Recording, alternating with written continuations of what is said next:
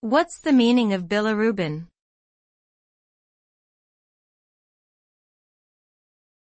Bilirubin.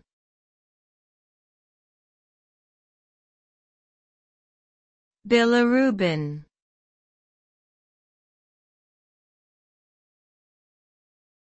Bilirubin.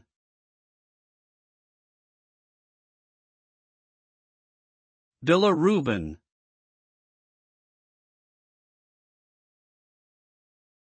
Bilirubin is a yellowish-brown pigment that is formed in the liver when old or damaged red blood cells are broken down and recycled.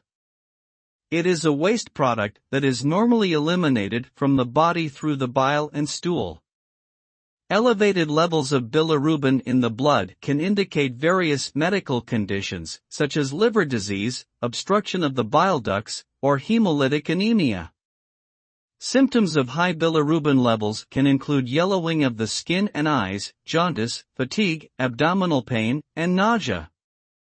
Bilirubin tests are commonly used in medical settings to diagnose and monitor liver and bile duct diseases.